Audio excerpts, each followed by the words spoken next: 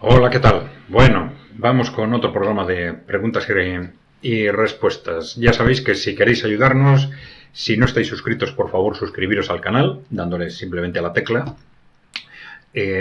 Si alguno quiere hacerse miembro, pues también es la tecla de unirme. Si hay algún vídeo que os parezca interesante, por favor, difundirlo, proponer a otros que se suscriban. Y por supuesto dejarnos comentarios, preguntas, ideas, propuestas y las iremos tratando, comentando a través de estos vídeos de preguntas y respuestas en la medida en que podamos, por supuesto, ¿no? Bien, vamos allá. A ver, Ramón Rodríguez Goñi nos dice en Ribar noticiero ruso sobre la situación en Kursk. Las Fuerzas Armadas ucranianas no necesitan a los civiles, que están siendo rematados in situ independientemente de su sexo o edad. La ocupación no es el objetivo, dice Ramón, se trata de crear una zona fortificada, una espina para romper la reputación del ejército ruso sin ninguna restricción en el uso de la fuerza ni respeto a las leyes de la guerra. Bueno, sí parece desde luego que hay casos de ataques contra civiles en esta incursión en territorio ruso. Ahora, yo no puedo acreditar o dar el visto bueno a unas u otras versiones sobre lo que realmente está sucediendo, hasta dónde llegan esos ataques contra civiles, ¿no? Hasta qué punto son casos concretos, generalizados. He oído muchas cosas, pero no tengo un criterio que vaya más allá. Sobre los objetivos de la operación, bueno, pues está diciendo que, bueno, siempre evidentemente hay un objetivo de imagen, porque esto no está distorsionando la evolución de la guerra en su conjunto, evidentemente, que está siendo claramente favorable a Rusia y en la que Rusia en todos los frentes continúa avanzando de forma progresiva. Y el ejército ucraniano perdiendo fuerza, desangrándose, perdiendo material, y el ejército ruso fortaleciéndose. Pero en este caso se quiere de alguna forma crear, seguramente con un objetivo de imagen, quizás simplemente con la incursión, aunque sea un objetivo de imagen muy temporal. También se ha dicho que un objetivo, y esto algunas fuentes rusas lo han dicho también algunas fuentes ucranianas, que el objetivo había sido ocupar la central nuclear de Kursk y ocupada la central, atrincherarse alrededor de esta central contra la cual, precisamente por ser una central nuclear, los rusos no podrían utilizar su armamento con normalidad, ¿no? Y, bueno, de alguna forma quedarse allí atrincherados alrededor de la central, ¿no? El otro posible objetivo, ya yendo más allá de la imagen, era el haber creado con esta maniobra un pánico de tal dimensión en Rusia que les llevara a desplazar desproporcionadamente fuerzas de otros frentes para hacer frente, para neutralizar esta incursión. Esto parece claramente que no ha sucedido. Bueno, de cualquier forma, sí estamos clarísimamente ante otra provocación más con respecto a Rusia. Vamos a ver hasta dónde llega, porque parece claro que Ucrania no tiene capacidad de mantener esa incursión en el tiempo. Veremos cuántos días pasan hasta que esa incursión se neutraliza, y que está claro que las pérdidas humanas y de material ucranianas van a ser inmensas. Bueno, puede que se trate de un último esfuerzo antes de pasar a la estrategia, o antes del colapso, o antes de pasar a una posible estrategia de negociación. Bueno, ya lo vamos a ir viendo, ¿no? Bien, Juan Echevarría Larrínaga nos dice: aunque probablemente ya lo conozcáis, no dejáis de echar un vistazo al último ensayo bestseller de Emmanuel Todd, recién salido del horno, La derrota de Occidente. Bueno, sí, bueno, hace referencia a algo que está efectivamente perfectamente constatado durante los últimos años, como Occidente lleva ya mucho tiempo perdiendo posiciones, y algo que depende no solo del ascenso de los países emergentes, sino también de la propia, vamos a decir, autodestrucción de Occidente, ¿no? Con unas políticas públicas realmente autodestructivas en el ámbito económico, social, demográfico, que están destruyendo la capacidad económica y social de Occidente frente al conjunto del mundo, clarísimamente, ¿no? En ese sentido, ese título de la derrota de Occidente pues encaja perfectamente en lo que está pasando, pero siempre que no interpretemos la palabra derrota como una interpretación, es decir, como un querer dar a entender que la responsabilidad no es nuestra, sino de lo que están haciendo otros, ¿no? Porque no es así, ¿eh? No es así. Bien, Ramón Rodríguez nos dice, hoy han caído Selane, Servizka, esto es de hace unos días, Ivanivka, Lisigne, avanzado más y más al centro de comunicaciones y logístico de Pokrovsk, que de caer privaría a los ucranianos de todo abastecimiento en la parte de Donetsk que aún controlan. Bueno, bien, sí, es evidente, esto ya lleva tiempo produciéndose, esta derrumbe progresivo de Ucrania en los distintos frentes. Rusia va avanzando. Bueno, este es el contexto general de la guerra de desgaste en el que pues ya lo hemos dicho, Ucrania se está desgastando pues a un ritmo cada vez más rápido en hombres y en material. Rusia se está fortaleciendo continuamente y esto es lo que ha creado esa situación de pánico en Ucrania y en el conjunto de Occidente, para el cual, ya sabéis, la derrota de Ucrania, la victoria, sobre todo la victoria de Rusia en Ucrania, es algo intolerable que simplemente no aceptan. Y eso quiere decir que están dispuestos a hacer cualquier cosa para evitar una derrota o una victoria rusa en Ucrania, que significaría una expansión política e ideológica de la influencia política e ideológica de Rusia y del conjunto de los países emergentes, y la definitiva derrota estratégica de estas élites que controlan Occidente y que han controlado el mundo, que dejarían de controlar el mundo y que perderían también inmediatamente el control de Europa y de Estados Unidos, ¿no? Bueno, inmediatamente no, probablemente al de unos años. Bien. A ver, Ander Asus nos dice, bien, está haciendo referencia a algo que habéis comentado muchos, este tema de la diferenciación artificial en Occidente. Vamos a decir que no en algunos países de Latinoamérica tiene un sentido objetivo claro, pero que en Estados Unidos y en Europa Occidental esta diferenciación entre izquierda y derecha es artificial y es una diferenciación premeditadamente creada para dividir a los ciudadanos entre ciudadanos o trabajadores de izquierda y ciudadanos o trabajadores de derecha, y mantener una impresión de pluralidad que no responde a la realidad, porque todas estas fuerzas políticas se llaman a sí mismas socialdemócratas, conservadoras, liberales, están todas ellas dentro de ese paraguas de ese partido único, simplemente con matices, ¿no? Bueno, entonces nos dice Ander Asus, ya de entrada se vota sin saber qué es izquierda-derecha y es más una inercia y herencia ideológica que una elección. Bueno, es un párrafo largo.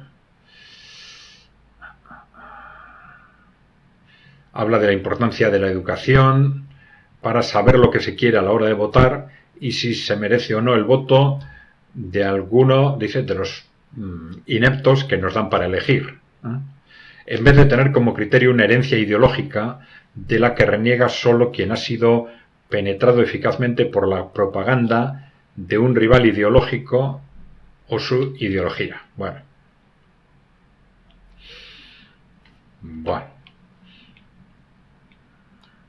Sí, bueno, la verdad es que esa situación llega al ridículo en los últimos años en Occidente, ¿no? En las últimas décadas, desde los años 90 fundamentalmente. Ya repetimos una y otra vez que esto no quiere decir que no existan los conceptos de izquierda en cuanto a un movimiento político de defensa de la gente frente al poder, por ejemplo, ¿no? O de la derecha como un movimiento político de defensa de la tradición. Pero una cosa es el concepto y otra cosa es la realidad, ¿eh? La realidad y las palabras, y cómo se utilizan las palabras, y quién se llama a sí mismo de izquierda, de derecha o de centro. Esto ya no significa nada con respecto a las fuerzas políticas en los últimos 30 años. Bien, evidentemente esto lleva, ya decimos, lleva a situaciones absolutamente absurdas, ¿no? Durante estos días, bueno, pues este folclore organizado en Francia alrededor de las opciones supuestamente de centro, esa supuesta opción de izquierda que habría conseguido, un poco artificialmente por transferencia de votos, ¿no?, pero habría conseguido ser la primera en las elecciones al Parlamento, a la Asamblea Nacional, y que pretende elegir, definir ellos quién va a ser el candidato a primer ministro, y entonces proponen ¿a quién? Pues a una persona neoliberal, una persona claramente neoliberal. Entonces es increíble la capacidad efectivamente que tienen de mentir una y otra vez alrededor de estos conceptos de izquierda, derecha, centro, y la capacidad que tenemos los ciudadanos de dejarnos engañar una vez y otra vez y otra vez y otra vez, ¿no? Bueno, pues esta es la última, ¿no? Los que se suponían de izquierdas, incluso algunos de ellos son acusados de extrema izquierda, etcétera, a la hora de proponer un candidato a primer ministro, proponen a una persona neoliberal. Bien. Neoliberal y, por supuesto, orientada a las órdenes del poder corporativo. Vamos a ver, Breogán nos dice el pensamiento de Gore Vidal en 2002.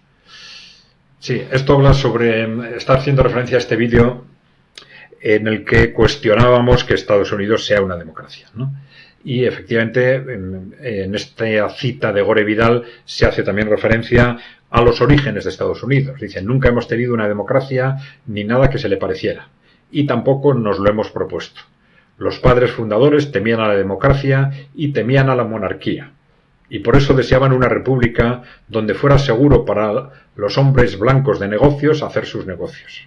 Uno de los problemas que tenéis los periodistas es que hacéis creer a la gente que la persona que se convierte en presidente es de verdadera importancia para el gobierno de Estados Unidos. Es una cita de Gore Vidal del año 2002, ¿no? Bueno, aquí hay distintos conceptos, ¿no? Efectivamente, los fundadores no utilizaban de la República de Estados Unidos, no utilizaban la palabra democracia, es decir, decían que ellos no querían una democracia, ellos querían una república representativa, ¿no? Una república, ¿por qué? Pues porque el rey de Inglaterra, también en Inglaterra tenía sus conflictos con el Parlamento, etcétera, porque el rey representaba fundamentalmente al poder aristocrático, y estos eran, pues, hombres ricos, los que se dirigían, digamos, la rebelión frente a Inglaterra en Estados Unidos eran los ricos. Bueno, pues estos ricos no querían una monarquía porque no querían un representante del poder aristocrático, ¿no? Ellos querían que el poder estuviera en sus manos. Pero, ¿qué quiere decir que el poder esté en sus manos? Pues como ellos son muchos, dicen, no es el poder de uno, sino de alguna forma que compartamos entre nosotros ese poder. Entonces dice una república porque no hay rey, porque ellos quieren quitar al rey para quitarle el poder a los aristócratas y quieren el poder en sus manos a través de una república porque no hay rey, pero quieren elegirlo entre ellos y que sean ellos los que tienen el poder de decisión, y por eso ponen en marcha una república censitaria en la que solo votan los ricos. ¿Vale? Entonces, esto, desde luego, no tiene absolutamente nada que ver con la democracia, ni querían. Luego ya hemos explicado que ellos mismos, controlando, ellos o sus sucesores, evidentemente, seguían controlando el poder, y así todo fueron aceptando la extensión del derecho de voto a otras capas de la población. ¿Por qué? Porque se fueron dando cuenta que, aunque el conjunto de los ciudadanos pudieran votar, ellos podían seguir controlando las elecciones, podían conseguir que los ciudadanos no votaran en función de sus intereses, sino en función de el resultado de una manipulación de la opinión pública que ellos conseguían, pues fundamentalmente a través de los medios de comunicación. En aquel momento. Luego la industria cultural se hizo tremendamente importante, etc. Bien. Esta crítica a los periodistas, hacéis creer a la gente que la persona que se convierte en presidente es de verdadera importancia para el gobierno de Estados Unidos. Bueno, esta es otra cuestión, ¿no? Porque claro, una cosa es que controlan las elecciones, pero también en Estados Unidos sucede que el papel del presidente es muy distinto del de los presidentes de los países europeos, por ejemplo, ¿no? Tiene una importancia mucho menor. Es decir, la administración de Estados Unidos es tremendamente compleja, no tiene capacidad de incidir significativamente sobre muchas agencias, sobre muchos departamentos de la administración. Formalmente todos ellos responden al presidente, pero en la práctica dependen de poderes externos, poderes financieros, lobbies, etc. Bien. Longin nos dice: el proyecto de la Unión Europea tampoco es una democracia. Votamos los ciudadanos y nos gobierna el Banco Central Europeo y los lobbies de presión en la Comisión. Sí, bueno, aquí hay una confluencia de poderes, digamos. Por un lado, está el poder de Estados Unidos, que siempre ha sido muy importante en la Unión Europea, ¿eh? Que se ejerce a través de presiones directas. Recordar el peso de la OTAN. La central de la OTAN está en Bruselas, donde está también la sede de la Unión Europea. Y también recordar cómo la influencia de Estados Unidos se ejerce en buena medida a través de Alemania, a través de una Alemania que está institucionalmente, tiene una configuración desde la Segunda Guerra Mundial destinada a asegurar su sometimiento fundamentalmente a Estados Unidos. Bien, luego hay otras vías. El Banco Central Europeo has citado. El Banco Central Europeo no depende de las instituciones europeas, ¿no? Depende de quién, pues depende de los lobbies financieros. Eso es algo perfectamente sabido, ¿no? Claro, luego también las instituciones europeas dependen de los Estados europeos, que todos ellos tienen sus influencias corporativas. Es decir, esa influencia corporativa se ejerce desde distintas vías: hacia el Banco Central Europeo, hacia Estados Unidos, desde Estados Unidos hacia Alemania, a través de la OTAN. Es decir, es una confluencia de influencias hacia los lobbies, etc. Bien, Javier García. A ver, un párrafo un poco largo. Dice: sobre OTAN, Rusia. Cabe la posibilidad de que Rusia supiera de los movimientos y maniobras de la OTAN sobre sus fronteras y dejara hacer para, por una parte, seguir diezmando los recursos humanos y armamentísticos del ejército ucraniano, y por otra, tener una mayor justificación para entrar en otras zonas de Ucrania. Ahí están las declaraciones de Medvedev, el anterior presidente ruso. Y un periódico francés importante exponía que la invitación a Rusia por parte de Zelensky a una negociación es una trampa para Rusia. Bueno, son dos aspectos, ¿no? Vamos a ver. Sobre esta incursión en Kursk, ¿Rusia les ha dejado entrar? Bueno, es muy posible. Que Rusia conocía las acumulaciones de tropas que se estaban produciendo al otro de la frontera, sí, es evidente. Lo que no sabemos es hasta qué punto conocía el detalle. También es posible que viera claramente que se estaba produciendo una incursión, pero que no supiera valorar la dimensión de la misma. Puede ser. Pero tampoco es disparatado en absoluto que dejara que esta incursión se produjera, teniendo en cuenta la falta de la inviabilidad de la misma. Es decir, se sabía ya desde el principio que las fuerzas ucranianas están entrando en una trampa con esta incursión. Entonces, una trampa que es un eslabón más dentro de esa destrucción del ejército ucraniano. Bueno, vamos a ver esto cómo se genera, pero evidentemente cuanto si deshaces esa incursión en el primer momento, bueno, pues habrás conseguido un pequeño éxito. Si les dejas entrar, esto te permite crear una enorme bolsa, como se está creando en este momento, y conseguir una derrota estratégica tremendamente importante sobre Ucrania. O sea que lógica tendría perfectamente el que Rusia les haya dejado entrar premeditadamente, ¿no? Bien, este tema de que la negociación es una trampa para Rusia porque sus condiciones serían inaceptables. Bueno,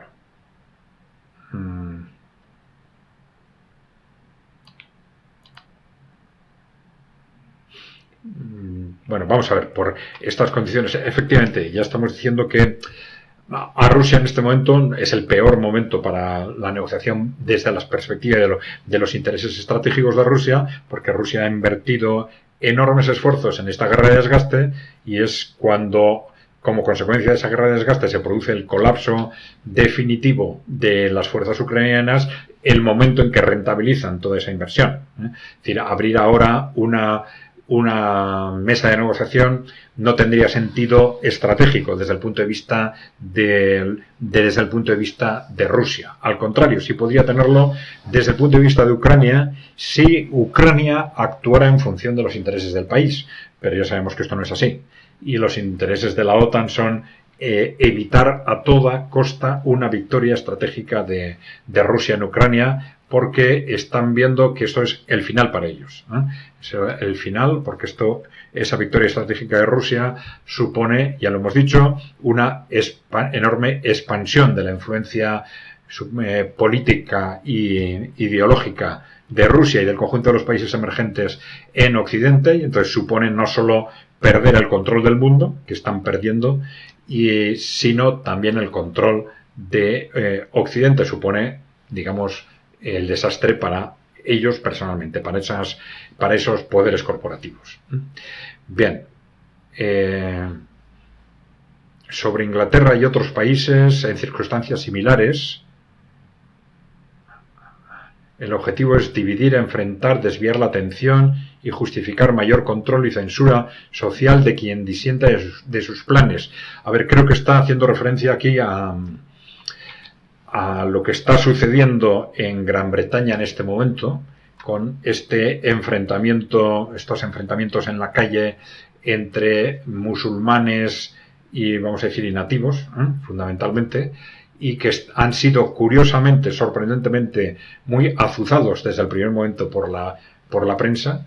Y por otro lado, enseguida han aparecido los representantes políticos utilizando estos enfrentamientos para amenazar y tomar medidas de carácter restrictivo de los derechos civiles, medidas cada vez más graves, ¿no? Bien, ya hemos dicho que desde la perspectiva tenemos dos perspectivas. Por un lado, detrás de todo esto, cómo está esa situación de pánico en la que se encuentra la élite occidental, que le fácilmente, lógicamente, desde su punto de vista, les está llevando a plantear medidas que pueden encaminarnos a muy corto plazo a una situación, si lo consiguen, ¿no?, a una situación de regímenes claramente autoritarios o dictatoriales en Europa, como única medida para defenderse a sí mismos, ¿no? Y luego hemos relacionado esto con el fenómeno de la migración masiva a Europa, ¿no?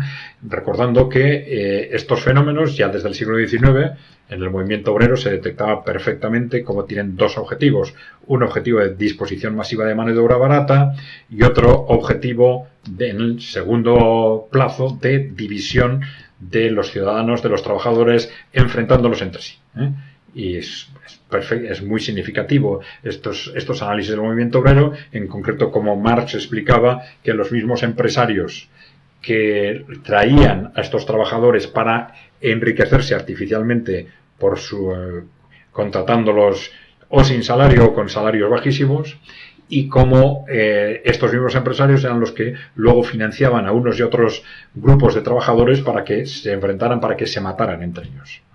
Bueno, esto en este momento algunos piensan, y esto se ha escrito, que esto puede llevar a permitir a ese poder corporativo asegurarse el control de Europa durante varias generaciones, durante 100 años, han dicho algunos.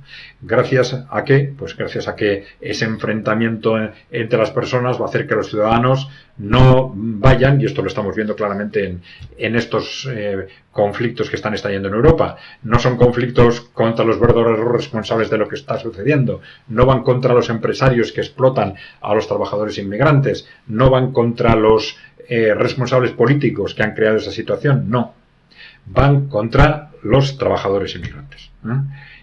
Entonces, esto responde perfectamente, vamos a decir, a este esquema. Ya digo que el movimiento obrero en sus distintas versiones definió, dictaminó, interpretó perfectamente ya desde el siglo XIX. Javier López.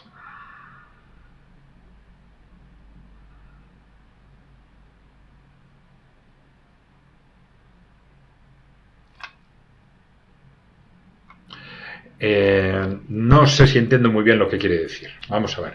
Dice, fuera la democracia corrupta y pucherizada de aquí. Si quieren sugerencias, más conspiración y menos geopolítica de salón falsa. Más historia ocultada.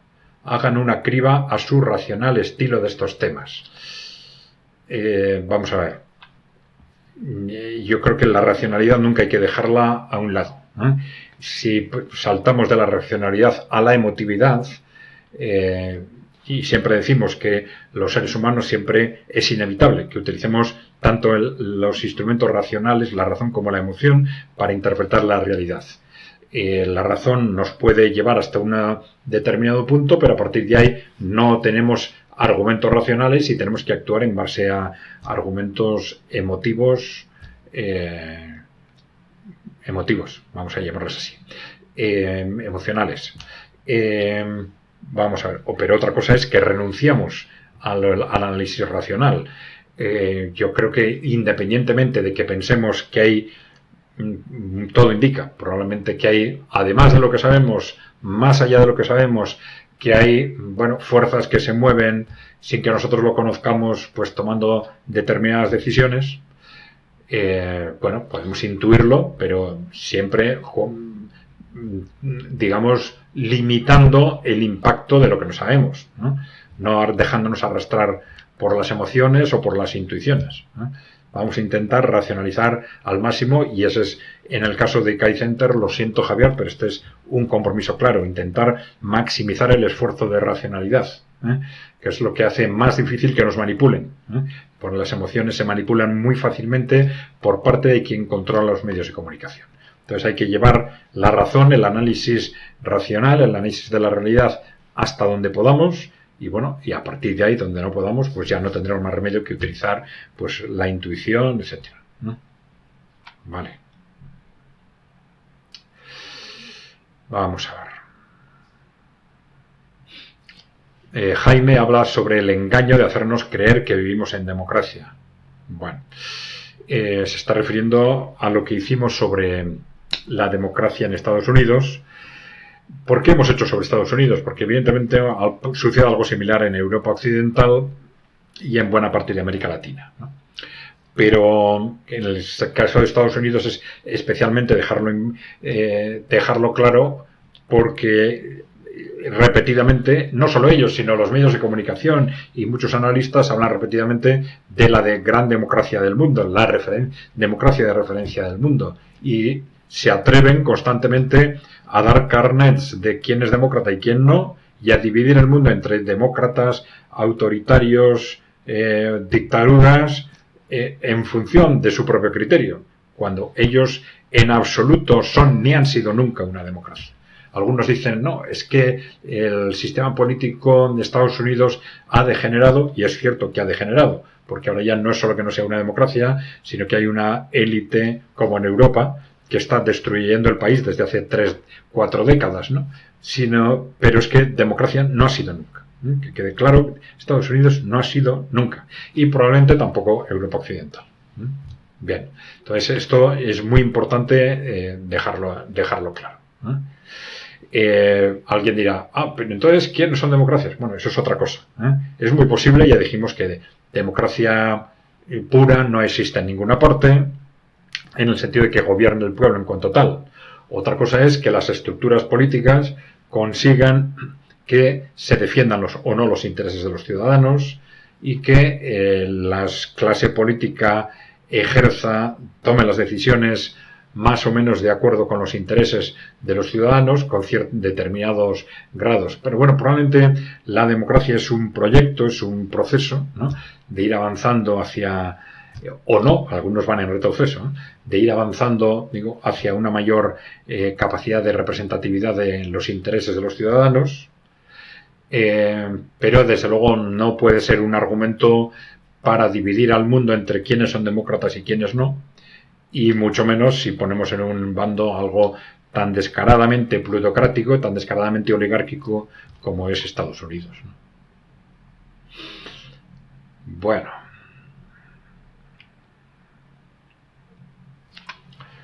Mario FGP.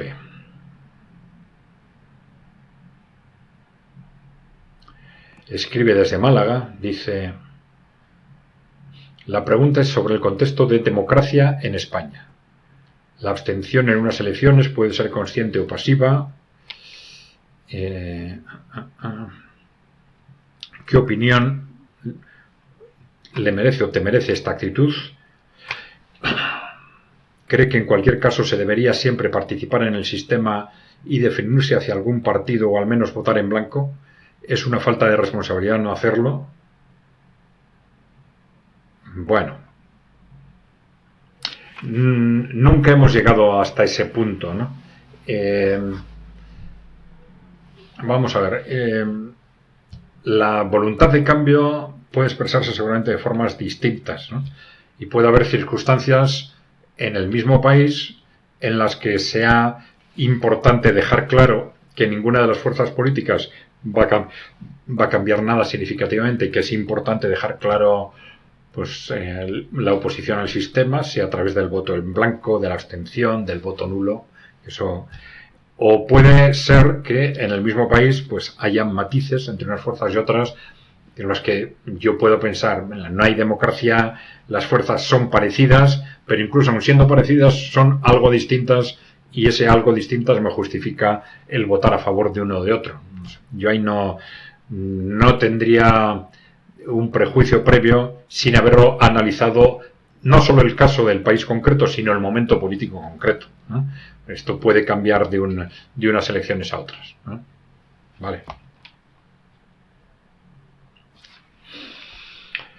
Gabriel Sánchez Guinea, creo que se refiere a Estados Unidos, en una dirección similar, nos dice: efectivamente, solo hay 2 partidos patrocinados por y para las corporaciones. Es una plutocracia íntegra. Sí, desde el punto de vista terminológico dijimos, plutocracia quiere decir gobierno de los ricos, también se dice que es una oligarquía, gobierno de pocos, o una oligarquía plutocrática, si se quiere, ¿eh? Pero plutocracia igual lo define de forma más concreta y precisa que oligarquía.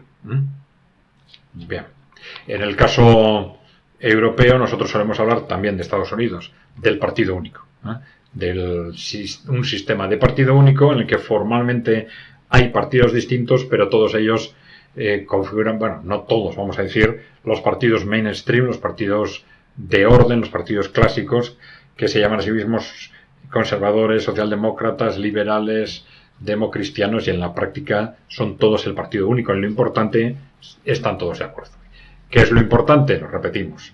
Modelo económico neoliberal, aunque digan que están en contra del neoliberalismo, en la práctica trabajan dentro de él, lo apoyan y no lo cuestionan, con lo cual son neoliberales.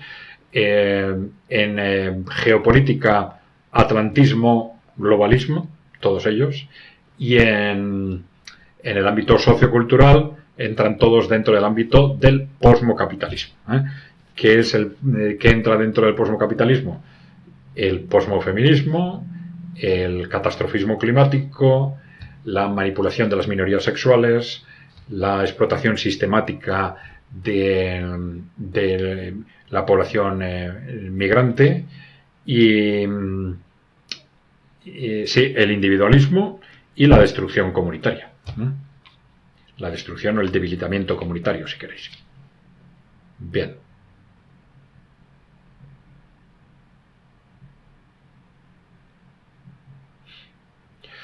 José Pérez.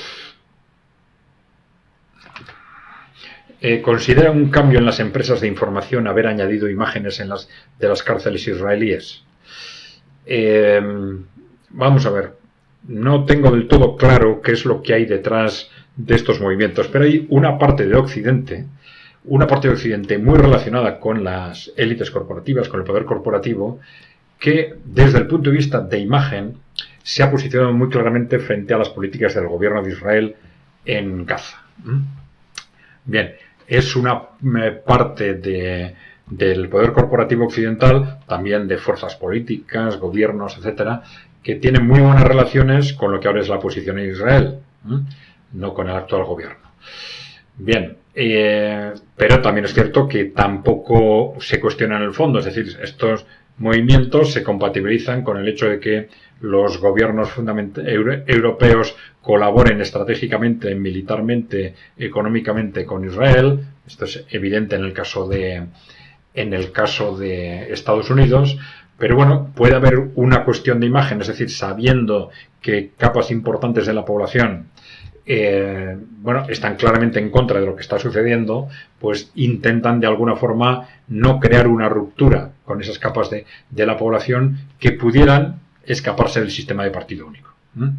Es decir, este podría ser uno de esos casos en los que el partido único detecta que hay una posibilidad o un conflicto que es importante para muchas personas, y entonces dice, bueno, para que no se me escapen del sistema de partido único, pues voy a transmitir desde el punto de vista de imagen fundamentalmente apoyo a Palestina, críticas del gobierno de Israel, que en principio no me comprometen a nada, y que bueno, pero me dan una cierta imagen que me permite no romper lazos con este sector de la población. Lamentablemente tenemos que pensar algo así, porque es fundamentalmente una política de gestos, ¿no? Bueno, esto tiene mucha gracia. Vamos a ver. Adriano me dice, ¿es usted jesuita? Dice, por su elevado nivel intelectual y de disección de la actualidad. Bueno, no soy jesuita. Si alguien escarba en mi currículum verá que estudié en una universidad, en la Universidad de Deusto, una universidad de los jesuitas, de la orden jesuita, pero no tengo nada que ver con la orden jesuita, ¿no? Vamos a ver. Esto es interesante, es un comentario que no es cualquier cosa, porque dentro de lo que son, digamos, los grupos de las élites corporativas, hay muchos analistas que piensan que uno de esos grupos de influencia es, digamos, la Iglesia Católica y la orden jesuita, por un lado, que son no tanto, digamos, los jesuitas de base, cuanto, digamos, la cúpula de la orden jesuita y, digamos, ciertos círculos de su entorno, ¿no? Bueno, sin entrar a analizar ese tema, pero bueno, es curioso el comentario, ¿no?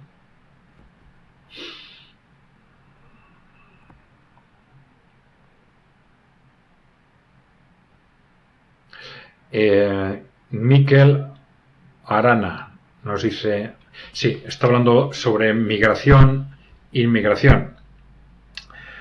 Bien, sí, aquí cuestionábamos que en estos movimientos que están ahora rechazando la inmigración en Europa, que están yendo contra los migrantes, ¿sí? Y contra su religión, etcétera, ¿no? Y su cultura, y que, diciendo, bueno, es bastante curioso y sospechoso que no vayan contra los empresarios, que son los que, en principio, sobre todo los grandes empresarios, claro, los que los contratan, y no vayan contra los políticos, que son los que han permitido ese proceso, lo han tolerado, han colaborado con ellos, y en algún caso parece que hablábamos de la mala gestión política, ¿no? En este sentido, ¿no? Entonces nos dicen, no es mala gestión, es una gestión muy buena y bien pensada para hacer un reemplazo poblacional. Bueno, vamos a ver, si el objetivo puede ser un reemplazo poblacional, no lo sé, ¿no? Pero sí ya hemos dicho que el objetivo encaja muy claramente en esos objetivos de dominio político, de dominio social, en base a la división, ¿no? Que objetivos que ya hemos dicho repetidamente que el movimiento obrero detectó desde el siglo XIX. Los grandes objetivos de los movimientos migratorios a territorios industriales son, primero, disposición masiva de mano de obra barata explotando a estos migrantes, y segundo, crear una población dividida que se pelee entre ellos en lugar de pelearse contra ese poder corporativo, ¿no? Que ha gestionado el proceso, ¿no? Y en nuestro caso se está hablando, ya digo, de que gracias a esta estrategia esto les va a permitir controlar Europa durante 100 años, se está diciendo, o varias generaciones, gracias a que ya tienen dos poblaciones que están consiguiendo que se enfrenten entre sí. Entonces, en lugar de exigir responsabilidades por lo que está sucediendo a quienes son los primeros responsables, que es la clase política, el poder corporativo que detrás de ella, lo que hacen es pegarse a estos dos sectores de la población entre ellos. O sea, que responde de una forma milimétrica a ese dictamen que ya hicieron las distintas secciones del movimiento obrero en el siglo XIX. Y también Miquel Arana nos dice, desde luego no es que no hagan nada para frenar la inmigración descontrolada, es que la fomentan, ¿no? Bueno, pero esto ya lo vamos a dejar si queréis, porque se nos ha acabado el tiempo para el siguiente vídeo. Bueno, ya sabéis, por favor, si queréis ayudarnos, suscribiros al canal los que no estéis suscritos. Si queréis, alguno quiere hacerse un miembro, darle a la tecla unirme, que supone, creo que son simplemente 2 euros mensuales, si queréis ayudarnos, ¿no? Por supuesto, difundir la información que os parezca interesante, proponer a otros que se suscriban al canal y, sin más, dejarnos propuestas, comentarios, preguntas, ideas, y las iremos tratando o analizando en estos vídeos de preguntas y respuestas. ¿De acuerdo? Vale, pues nada, hasta la próxima. Un saludo.